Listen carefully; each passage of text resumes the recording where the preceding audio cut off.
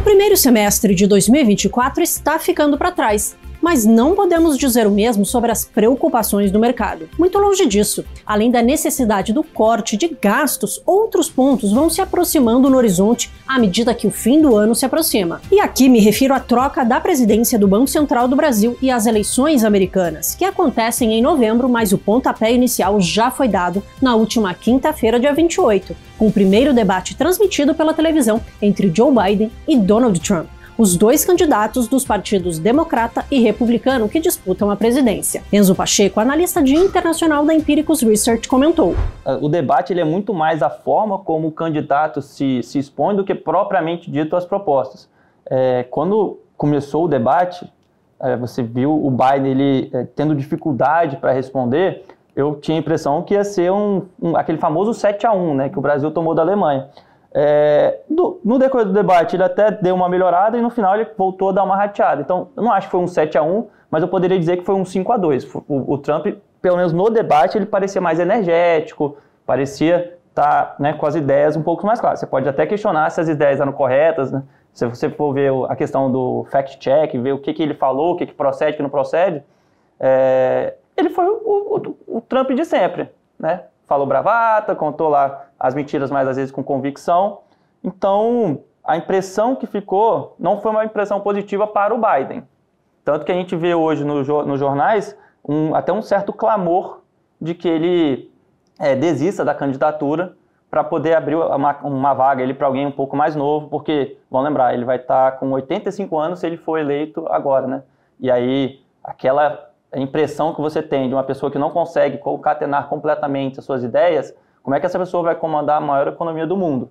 Então, acho que esse foi o principal resultado que a gente viu do debate de ontem, né? Você via diversas manchetes de pessoas que tendem para o lado democrata, ou até mesmo pessoas republicanas preocupadas se ele pode ser capaz de tomar decisões extremamente importantes para a economia norte-americana. Então, de fato, a gente tem que ter uma atenção especial para os próximos dias para saber o que o partido, o que o próprio Biden, né? Porque eu acho que tem partidas muito mais do Biden do que do partido, para a gente ter uma mudança ou não de candidato na urna que vai acontecer lá em novembro.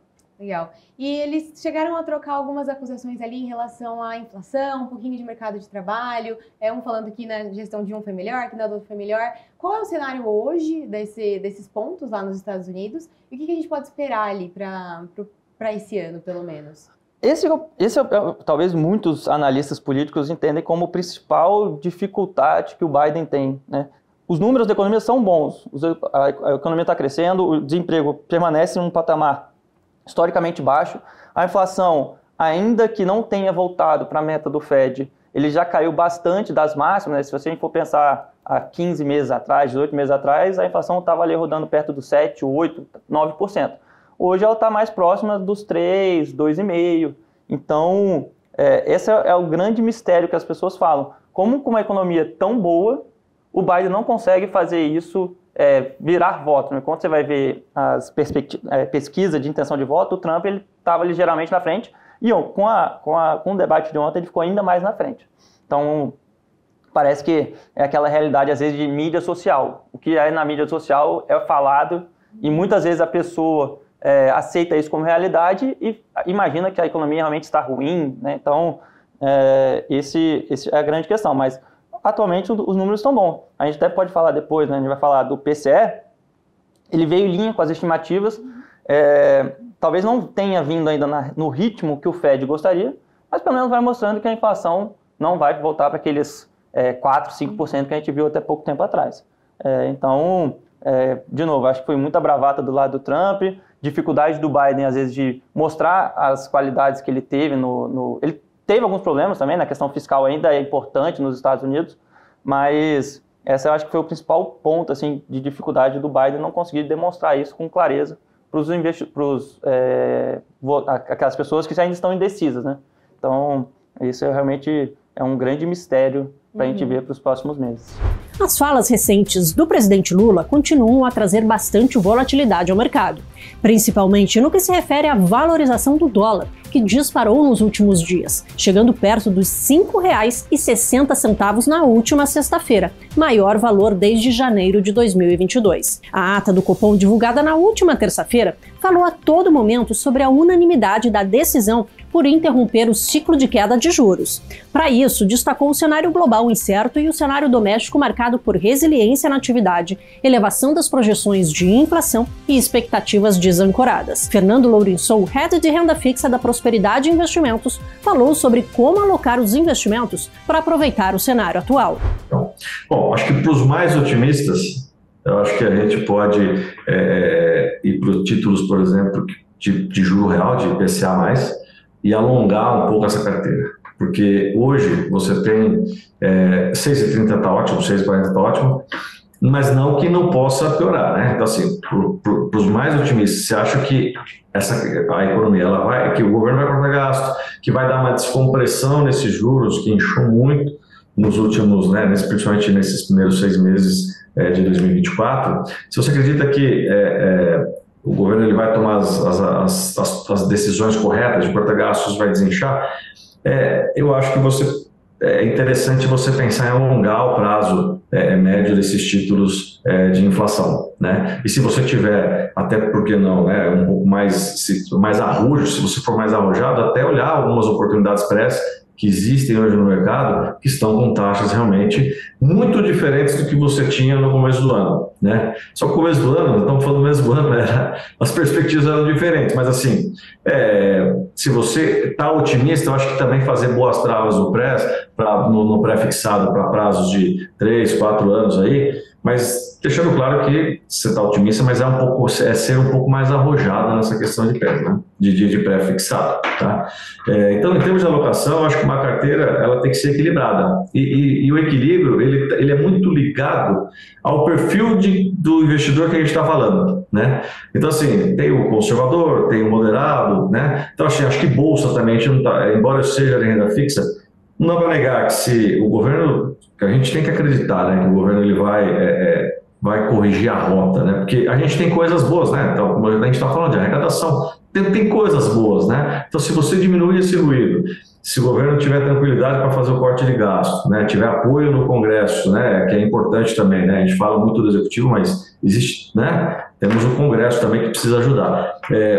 Essa descompressão, a gente entende que a bolsa já está barata, né? Então, assim, eu acho que tem espaço também para a bolsa. Então, e aí a gente segue sempre o Asset Allocation, né, do Banco BTG Pactual, que é a plataforma que é o banco que nós somos associados ao BTG, né? Nossa relação hoje com o BTG. Então, a gente segue o Asset Allocation do BTG sempre ligado ao perfil do investidor, né? Então, existe o perfil e existe as alocações e os pesos que a gente vai colocar para esse investidor. No cenário corporativo, Magazine Luiza disparou mais de 12% na segunda-feira após o anúncio da parceria com o AliExpress, empresa chinesa do Alibaba, para vender produtos online em ambas as plataformas. De acordo com a companhia, são cerca de 700 milhões de acessos mensais.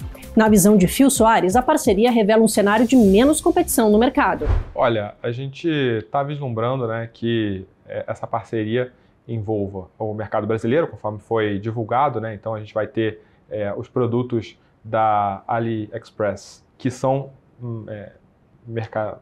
negociados para o Brasil, vão negociar dentro da plataforma do Magazine Luiza, os produtos da Magazine Luiza vão negociar dentro da plataforma do AliExpress, então você vai poder ter uma racionalização e um competidor a menos, né, nesse mercado brasileiro. Então já é o segundo competidor a menos que a gente tem, mais ou menos, né? Não posso falar que a Americana está eliminado, mas foi uma redução de mais de 80% no volume das vendas online, né? E a tendência, né, conforme a competição vai se reduzindo, é você ter medidas que vão de encontro a aumentar a lucratividade do setor como um todo, né? Então, com menos competidores, você teme menos uma retaliação caso você aumente o frete, caso você aumente o seu take rate, né, em cima das vendas que são feitas pelos vendedores, e essa é uma tendência que é bem gradual, né? Então a gente vai observando uma medida aqui, outra ali, é claro que feito com muito cuidado para não alertar o consumidor, né, para não espantar o consumidor, mas é uma tendência que permite essa racionalização do business como um todo.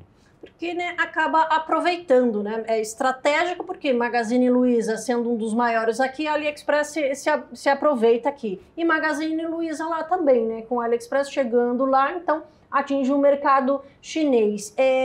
Isso, né? Pensando nessa racionalização. Então você enxerga como uma tendência que outras empresas, outras varejistas brasileiras podem fazer parcerias com empresas chinesas ou até mesmo de outros lugares do mundo? Você vê isso como uma tendência do varejo brasileiro?